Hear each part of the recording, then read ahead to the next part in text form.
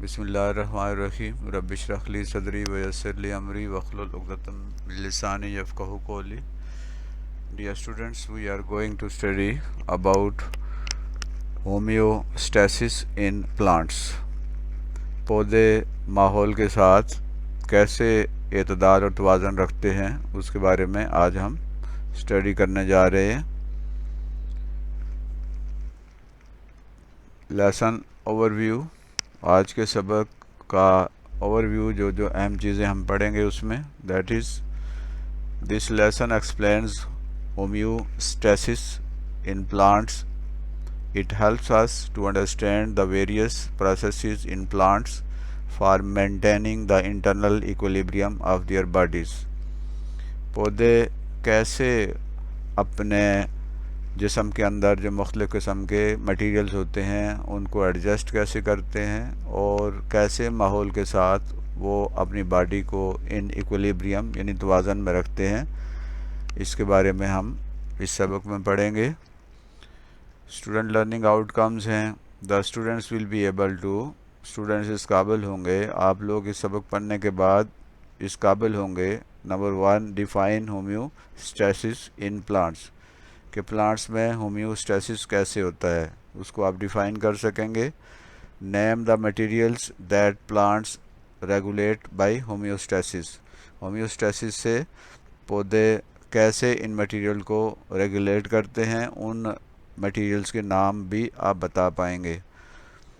Number 3 है understand how plants remove carbon dioxide, water and nitrogenous waste, के पौधे carbon dioxide को, और इसमें ऑक्सीजन भी है, और पानी और नाइट्रोजन के जो वेस्ट मटेरियल्स हैं वो अपनी बॉडी से कैसे रिमूव करते हैं, इसके बारे में हमने पढ़ना है।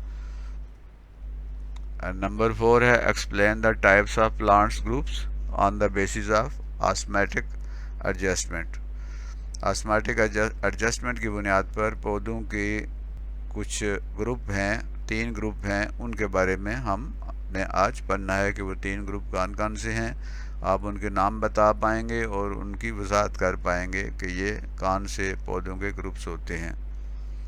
कीवर्ड्स हैं आज के सबक के osmoregulation, hydrophytes, xerophytes, halophytes, guttation and stomata.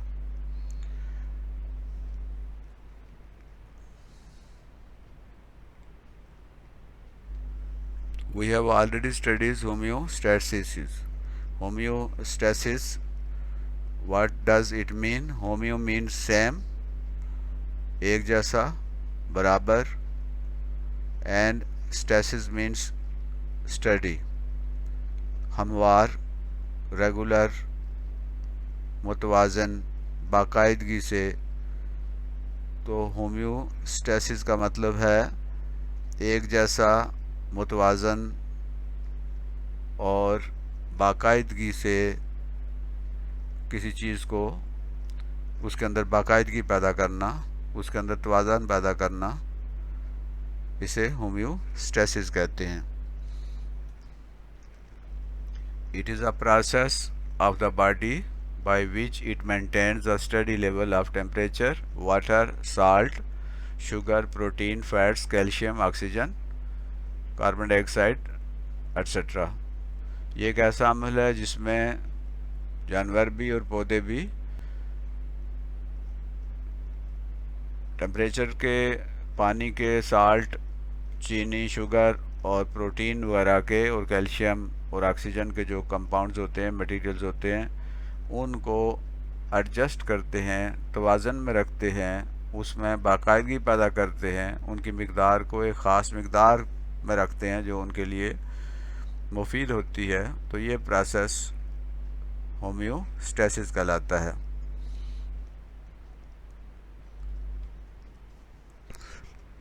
Plants respond to environmental changes and keep their internal conditions normal and constant. This is called homeostasis in plants. पौधे माहौल में अपने आप को एडजस्ट करते हैं, माहौल के मुताबिक अपने टेम्परेचर को और मुख्तलिफ़ केमिकल्स को कम या ज़्यादा करते हैं, जिससे वो माहौल के साथ तवाज़ुन कायम रखते हैं और इस तरह अपने अंदरूनी अवामिल जो हैं उनको बेहतर तरीके से चला पाते हैं, अपनी सेहत को सही रख पाते हैं। तो जिस तरह इंसान हैं, जानवर हैं, इसी तरह पौधों के अंदर भी एक ख़ास निज़ाम अल्लाह ने पैदा किया है जिसके तहत ये माहौल के साथ अपने आप को एडजस्ट करते हैं। शदीद बर्फ़बारी हो रही हो, शदीद ठंड हो रही हो, शदीद सर्दी हो या गर्मी हो, तेज़ धूप हो, गर्मी हो, टेम्परेचर ज़्यादा हो, तो पौधे उस माहौल में अपने आप को एडजस्ट कर लेते हैं। अब ये एडजस्टमेंट कैसे होती है, किन किन तरीक़ों से होती है, उनके बारे में हमने स्टडी करना है।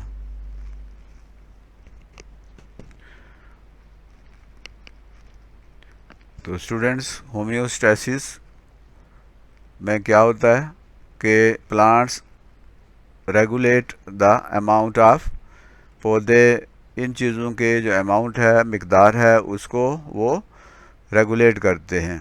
कार्बन डाइऑक्साइड पौधे के अंदर कम या ज़्यादा हो जाए तो उससे उनके ऊपर फ़र्क पड़ता है। तो ऑक्सीजन को भी रेगुलेट करते हैं, ऑक्सीजन की मिकदार को एडजस्ट करते हैं। और मैसिलेज एक ख़ास किस्म की गम टाइप, गोंद टाइप चीज़ होती है। जैसे भिंडी को जब आप काटते हैं तो उसमें से एक लेसदार मादा खारिज होता है, वो इस तरह के जो मादे होते हैं उन्हें मैसिलेज कहते हैं। ये भी कम या ज़्यादा करते हैं। इसी तरह गम्स एंड रेजन्स, मुख्तलिफ पौधों के अंदर गम्स हैं, रेजन्स हैं, वो निकलते हैं जिससे उनके जिस्म के अंदर इनकी मिकदार मुनासिब रहती है। और इन गम्स और इन रेजन्स के अंदर मुख्तलिफ केमिकल्स होते हैं, मटीरियल्स होते हैं, जो पौधे जब गम्स खारिज करते हैं तो उनके जिस्म के अंदर से ये मटीरियल कम हो जाते हैं। इस तरह ये उसको अपने आप को एडजस्ट करते हैं। नाइट्रोजस मटीरियल्स होते हैं, वो भी पौधे उनको एडजस्ट करते हैं। वाटर, पानी को कम या ज़्यादा करते हैं। इसी तरह कैल्शियम ऑक्सलेट एक कंपाउंड है, एक मटेरियल है, उसको भी पौधे एडजस्ट करते हैं। और मेटाबॉलिक वेस्ट, मेटाबॉलिज्म के दौरान जो मुख्तलिफ वेस्ट निकलते हैं, पैदा होते हैं, उनको भी पौधे एडजस्ट करते हैं। हम पहले पढ़ चुके हैं कि मेटाबॉलिज्म एक ऐसा अमल है जिसके ज़रिए पौधे कुछ मटेरियल बनाते हैं और कुछ मटेरियल उसको तोड़ते हैं। तो मेटाबॉलिज्म में दो चीज़ें होती हैं, एक है एनाबॉलिज्म और दूसरा है कैटाबॉलिज्म। एनाबॉलिज्म में चीज़ें बनती हैं और कैटाबॉलिज्म में चीज़ें, सेल्स, टिश्यूज टूटते हैं। तो एनाबॉलिज्म और कैटाबॉलिज्म दोनों को मजमूई तौर पे मेटाबॉलिज्म कहते हैं। तो मेटाबॉलिज्म के दौरान कुछ मटेरियल ऐसे पैदा होते हैं जो वेस्ट होते हैं, जो जिस्म के लिए ख़तरनाक होते हैं, जिस्म के लिए नुकसानदेह होते हैं।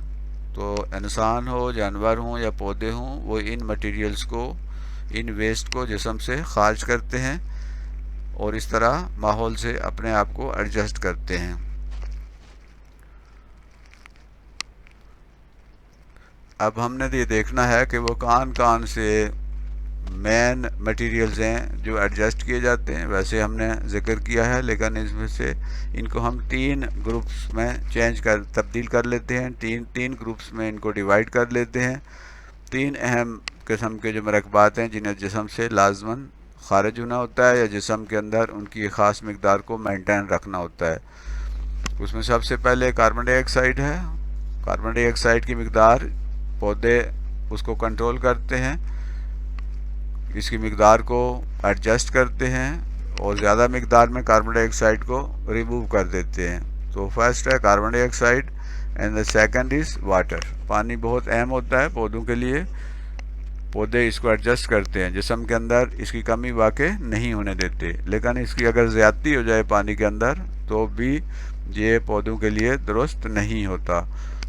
तो इस तरह पौधे पानी की जो मिकदार है, वाटर H2O जिसका फार्मूला है, उसे एडजस्ट करते हैं। और third is removal of metabolic waste. Metabolic waste जो होते हैं, इसमें से बहुत सारे ऐसे वेस्ट होते हैं जो ख़तरनाक होते हैं, हार्मफुल होते हैं पौधों के लिए, उन्हें जिस्म से खारिज करना होता है। तो 3 टाइप्स ऑफ मटेरियल्स बहुत इम्पॉर्टेंट हैं, जिनको पौधे एडजस्ट करते हैं, इनकी मिकदार को कम करते हैं या ज़्यादा करते हैं। उनमें से एक कार्बन डाइऑक्साइड है, दूसरा पानी है और तीसरा मेटाबॉलिक वेस्ट है। अब हम देखते हैं कि पौधे कार्बन डाइऑक्साइड कैसे रिमूव करते हैं, एक्स्ट्रा कार्बन डाइऑक्साइड को कैसे रिमूव करते हैं। तो डियर स्टूडेंट्स, पौधों को कार्बन डाइऑक्साइड की ज़रूरत होती है। During the day time carbon dioxide is used by the plants for photosynthesis, so it is not waste for the plants during the day time. दिन के दौरान पौधे कार्बन डाइऑक्साइड को और पानी को मिलाकर क्या करते हैं, इसे अपनी खुराक तैयार करते हैं। इस अमल को फोटोसिंथेसिस कहते हैं। फोटोसिंथेसिस वो अमल है जिसके ज़रिए पौधे कार्बन डाइऑक्साइड और पानी को मिलाकर अपनी खुराक तैयार करते हैं। तो दिन के वक्त तो कार्बन डाइऑक्साइड पौधों के लिए वेस्ट नहीं होती, बल्कि उनके लिए ज़रूरी होती है। दिन के दौरान डे टाइम्स में एनवायरनमेंट से पौधे कार्बन डाइऑक्साइड को एब्जॉर्ब करते हैं और उसे पानी के साथ मिलाकर उससे अपनी खुराक तैयार करते हैं। तो दिन के दौरान तो प्रॉब्लम नहीं होता, कार्बन डाइऑक्साइड को रिमूव करने की ज़रूरत नहीं होती। कार्बन डाइऑक्साइड को वो यूज़ करते हैं अपनी खुराक बनाने में। लेकिन रात के वक्त जो है वो कार्बन डाइऑक्साइड वो उनके लिए मुफीद नहीं होती। कार्बन डाइऑक्साइड उनके लिए फालतू होती है, वेस्ट होती है, इसलिए वो इस कार्बन डाइऑक्साइड को खारिज करते हैं। During the night time carbon dioxide is not used by the plants for the photosynthesis, so it is waste for the plants। रात के वक्त पौधे कार्बन डाइऑक्साइड को फोटोसिंथेसिस के लिए इस्तेमाल नहीं करते, तो रात के वक्त कार्बन डाइऑक्साइड उनके लिए वेस्ट होती है। तो इस रात के दौरान वो कार्बन डाइऑक्साइड को खारिज करते हैं। It is removed from the plants by diffusion. Diffusion के ज़रिए, ये नफूज के ज़रिए पौधे कार्बन डाइऑक्साइड को जिस्म से खारिज करते हैं। आपको पता है कि पौधों के पत्तों के अंदर और जो यंग स्टेम्स होते हैं उनके जो स्टेम होते हैं उनके ऊपर ख़ास किस्म के पोर्स होते हैं, सुराख होते हैं, जिन्हें स्टोमेटा कहते हैं। तो इन स्टोमेटा जो है ये प्लूरल है, इसकी जमा जो है स्टोमेटा है और प्लूरल जो है प्लूरल स्टोमेटा है और स्टोमेटम की ये प्लूरल है। तो पौधों के पत्तों के अंदर और उनके तने के अंदर छोटे छोटे पोर्स होते हैं, सुराख होते हैं, इन्हें स्टोमेटा कहते हैं। इनके ज़रिए कार्बन डाइऑक्साइड पौधों के जिस्म से खारिज हो जाती है, पौधों के जिस्म से बाहर निकल जाती है। Carbon dioxide is escaped from the plants through stomata present in the leaves, young stems, roots and root hair. Root hairs के ऊपर भी, रूट के ऊपर भी ऐसे वो पोर्स होते हैं, इनके ज़रिए कार्बन डाइऑक्साइड रात को खारिज हो जाती है। तो दिन के वक्त तो कार्बन डाइऑक्साइड उनके लिए वेस्ट नहीं है, लेकिन रात के वक्त कार्बन डाइऑक्साइड वेस्ट होती है। तो स्टोमेटा के ज़रिए ये फालतू कार्बन डाइऑक्साइड पौधों से खारिज कर दी जाती है। अब रिमूवल ऑफ कार्बन डाइऑक्साइड के बाद हम देखते हैं कि रिमूवल ऑफ ऑक्सीजन कैसे होती है। ऑक्सीजन जो फालतू होती है पौधों में, वो भी जिस्म से उसे रिमूव होना होता है। Oxygen is produce during photosynthesis. दिन के वक्त कार्बन डाइऑक्साइड यूज़ होती है, ऑक्सीजन पैदा होती है। Oxygen is produced during photosynthesis in the mesophyll cells. Mesophyll cell जो होते हैं उनके अंदर फोटोसिंथेसिस के दौरान ऑक्सीजन पैदा होती है, ऑक्सीजन प्रोड्यूस होती है। ये दिन के वक्त होता है। Some oxygen is used in cellular respiration and the rest is removed through stomata. कुछ तो ऑक्सीजन ऐसी है जो इनके सेलों के अंदर जो रेस्पिरेशन हो रही होती है, जो केमिकल एक्शन हो रहा होता है, जिससे ये एनर्जी प्रोड्यूस करते हैं। इस सेलुलर रेस्पिरेशन में कुछ ऑक्सीजन तो यूज़ हो जाती है, जबकि जो स्पेयर होती है, जो फालतू होती है, उसको स्टोमेटा के ज़रिए पौधे अपने जिस्म से खारिज कर देते हैं। पानी जो है वो भी पौधों के लिए इम्पॉर्टेंट है, लेकिन इसकी मिकदार भी ज़रूरत से ज़्यादा नहीं होनी चाहिए। एक ख़ास मिकदार में पौधे पानी को अपने जिस्म के अंदर मेंटेन रखते हैं और जो फालतू पानी होता है उसको जिस्म से खारिज कर दिया जाता है। The plants get water from soil through their roots. पौधे पानी कैसे हासिल करते हैं? रूट्स के ज़रिए। ज़मीन के अंदर, सॉइल के अंदर पानी होता है, वो रूट्स के ज़रिए, रूट हेयर के ज़रिए अब्ज़ॉर्ब करते हैं और इसको अपने जिस्म के दीगर हिस्सों तक, ख़ास तौर पे जो लीव्स हैं उस तक पहुंचाते हैं, क्योंकि लीव्स में जाकर पानी ने कार्बन डाइऑक्साइड के साथ मिलकर फोटोसिंथेसिस के अमल के ज़रिए पौधों ने खुराक तैयार करना होती है। The plants get water from the soil through their roots. Water is also produced in plants through cellular respiration. हमने अभी देखा कि सेलुलर रेस्पिरेशन पौधों के अंदर होती है, जिससे पौधे एनर्जी प्रोड्यूस करते हैं। ये जो एनर्जी है इस प्रोडक्शन के दौरान, रेस्पिरेशन के दौरान, सेलुलर रेस्पिरेशन के दौरान कुछ जो है वो पानी पैदा होता है, कुछ पानी जो है वो बनता है। The plants store water for turgidity.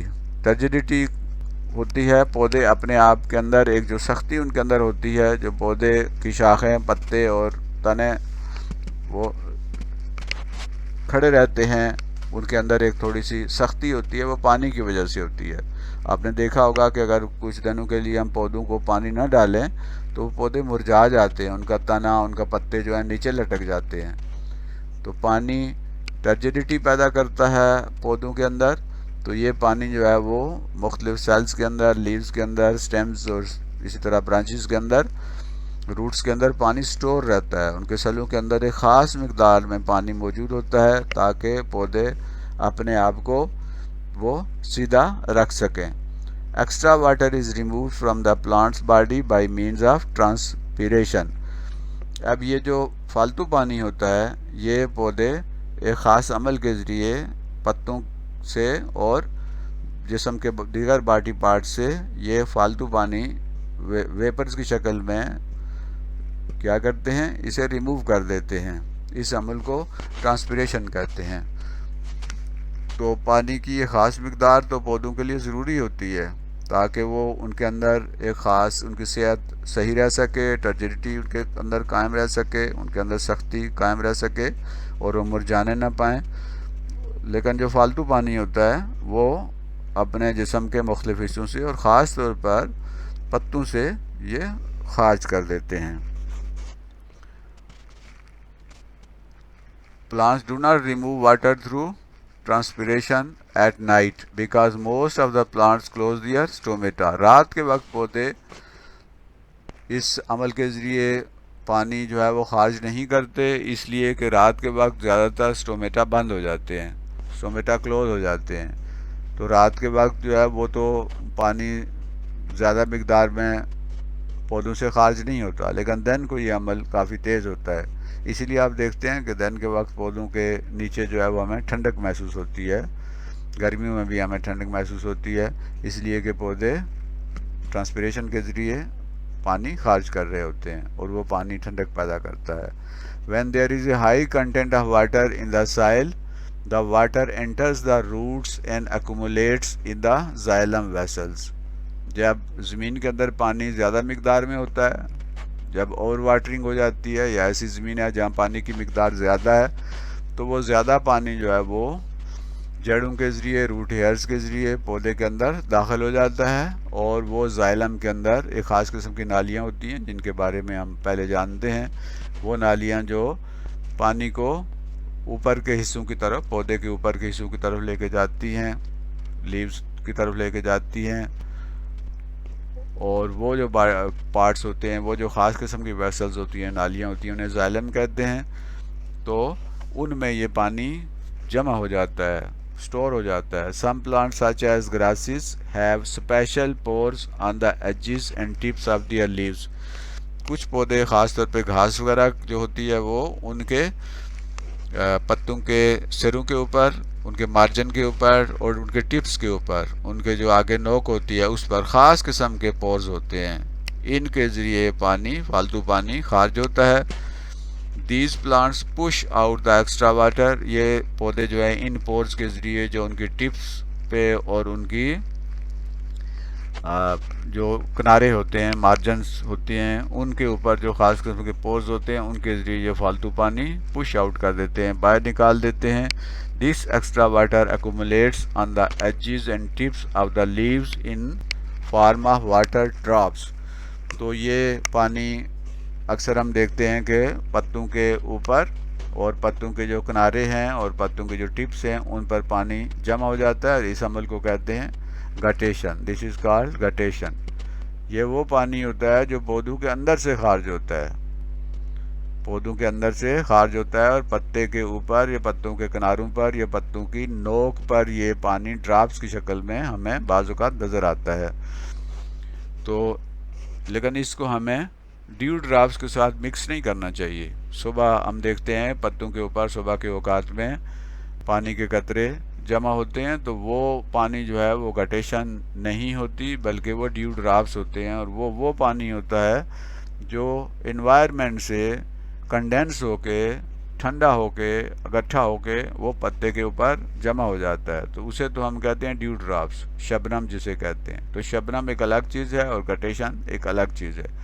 तो guttation should not B confused with the dew drops because dew drops are drops formed by condensation of environmental water। Due drops जो होते हैं वो किससे जमा होते हैं? वो ड्यू ड्रॉप्स वो अमल है जिसके ज़रिए हवा की जो हवा का पानी कंडेंस होता है और वो जमा हो जाता है पत्तों के अंदर ड्यू DEW ड्यू ड्रॉप्स।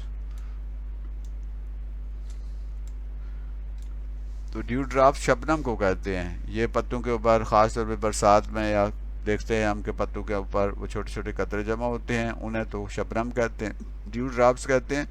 लेकिन गटेशन एक अलग अमल है। इसमें क्या होता है? गटेशन में पत्ते के ऊपर पानी के पत्ते के किनारे के ऊपर उसके टिप्स के ऊपर पानी के कतरे हमें नज़र आते हैं, पानी के कतरे जमा हो जाते हैं। तो ये अमल जो गटेशन कहलाता है, और ये वो पानी होता है जो पौधे के अंदर से खारिज होता है, जो फालतू होता है। And it should not be mixed with the dew drops.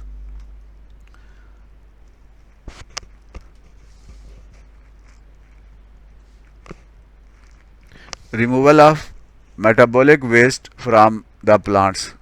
पौधों के अंदर जो मेटाबॉलिक जो मटेरियल्स होते हैं वो कैसे रिमूव होते हैं, इसके बारे में हम देखते हैं। The plants produce some metabolic harmless waste in their bodies as harmless insoluble materials such as calcium oxalate. कुछ पौधे ऐसे होते हैं जिनके अंदर ख़ास किस्म के मेटाबॉलिक मटेरियल्स पैदा होते हैं। ये ज़्यादा नुकसानदेह नहीं होते पौधों के लिए, और ये इनसॉल्युबल होते हैं, ये किसी पानी में या किसी चीज़ में डिज़ॉल्व नहीं होते, तो पौधे के अंदर क्रिस्टल्स की शक्ल में, कलमों की शक्ल में ये जमा हो जाते हैं। ख़ास तौर पे जैसे टमाटर के अंदर होते हैं, किस शक्ल में जमा होते हैं? ये क्रिस्टल्स की शक्ल में जमा होते हैं। तो ये जो पत्तों के अंदर जमा हो जाते हैं, तो these waste are removed by shedding the leaves. ये पत्तों के अंदर जमा होते हैं, तो पत्ते जब झड़ते हैं मौसम ख़ुज़ा में साल में एक बार, या पत्ते वैसे भी अगर किसी पौधे के पत्ते के अंदर ये मटीरियल्स अगर ज़्यादा हो जाते हैं तो वो पत्ता खुश्क हो जाता है, सूख जाता है और पौधे से अलग हो जाता है। तो इस तरीके से ये मटेरियल जिस्म से पौधे के जो जिस्म है, प्लांट बॉडी है, उससे रिमूव हो जाते हैं। Many plant shed their leaves yearly to remove the excretory materials. तो ये जो एक्सक्रीटरी मटेरियल्स होते हैं, जिन्हें जो जहरीले होते हैं, जो जिस्म को, पौधे के जिस्म को नुकसान दे उसके लिए साबित हो सकते हैं, वो जिस्म से कैसे खारिज होते हैं कि वो इनके पत्तों में जमा हो जाते हैं, और वो पत्ते जब गिरते हैं तो साथ ही ये मटेरियल अलग हो जाते हैं। इसी तरह these materials are deposited in the form of crystals. कुछ पौधे ऐसे होते हैं जिनमें ये क्रिस्टल की शक्ल में जमा हो जाते हैं, कलमों की शक्ल में जमा हो जाते हैं पत्तों में, in the leaves and stems of many plant such as tomato. टमाटर वगैरह के जिस्म में ये जैसे कैल्शियम ऑक्सलेट है, ये कलमों की शक्ल में जमा हो जाता है टमाटर के जो लीव्स हैं उसमें और उसके स्टेम में, और जब ये पत्ते अलग होते हैं पौधे से तो इस तरह ये मटेरियल भी अलग हो जाता है। अदर वेस्ट मटेरियल्स, दूसरे वेस्ट मटेरियल्स कौन से हैं? इसमें रेजन्स हैं, कोनीफर ट्रीज़। भाई कोनीफर ट्रीज़ वो होते हैं जो कोन्स बनाते हैं, जो इस तरह की ये कोन्स हैं ये बनाते हैं। ये पौधे जो हैं जैसे चीड़ का पौधा है, देवदार का पौधा है, सरू है, ये ऐसे पौधे हैं जो कोन्स बनाते हैं। इनके जो ऊपर कोन्स की तरह के इस तरह की चीज़ें लगती हैं तो इनके अंदर से ख़ास किस्म का रेजन निकलता है। ये जो पाइन ट्री है, चीड़ का है या देवदार का है, ये पौधे इनके अंदर से ख़ास किस्म के रेजन्स निकलते हैं। तो इस तरह ये जो मटेरियल्स होते हैं, जो वेस्ट मटेरियल्स होते हैं जो पौधों के लिए फालतू होते हैं, तो पौधे इन्हें रेजन्स की शक्ल में जिस्म से खारिज कर देते हैं। दूसरे वेस्ट मटेरियल की हम बात कर रहे हैं, ये जैसे रबड़ प्लांट है, इसमें लेटेक्स है। ये रबड़ प्लांट के अंदर लेटेक्स बनता है। ये लेटेक्स जो है वो इस तरह जिस्म से उनके खारिज कर लिया जाता है या खारिज करवा लिया जाता है, और ये रबड़ प्लांट से ये लेटेक्स जमा करके बाद में इससे रबड़ भी बनती है, इसलिए इसको रबड़ प्लांट कहते हैं। तो ये भी एक ऐसी चीज़ है कि जिसकी ज़रूरत से ज़्यादा प्लांट बॉडी के अंदर अगर ये होगा तो उसके लिए वो उसकी ज़रूरत नहीं है, तो इसको ये जिस्म से खारिज कर देता है और फिर हम इसे यूज़ कर लेते हैं। इसी तरह जो रेजन्स हैं उनको भी यूज़ किया जाता है। इसी तरह किक्कर जो है उसमें ख़ास किस्म की गम निकलती है। ये गम जो है ये चूँकि उनके लिए फालतू होती है तो किक्कर का पौधा उसमें से ये गम निकलती है और इस गम को यूज़ किया जाता है। मुख्तलिफ़ मेडिसन भी यूज़ किया जाता है और मुख्तलिफ़ चीज़ों के बनाने में इसको इस्तेमाल किया जाता है। इसी तरह जो मसलेज है, ख़ास किस्म का एक गम टाइप एक लेसदार मादा होता है। जैसे भिंडी अगर काटें तो उसके अंदर से एक ख़ास किस्म का लेसदार मादा निकलता है।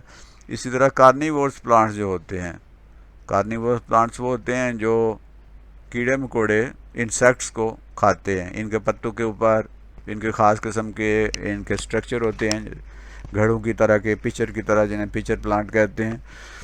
तो ये इनके अंदर एक ख़ास किस्म का लेसदार मादा पैदा होता है जिसे मसलेज कहते हैं। तो इंसेक्ट्स जब आते हैं इनके पत्तों के ऊपर या इनके उस पिचर के ऊपर तो वो इंसेक्ट्स इसके साथ चिमट जाते हैं और इस तरह ये उनको अपने अंदर डाइजेस्ट कर लेते हैं।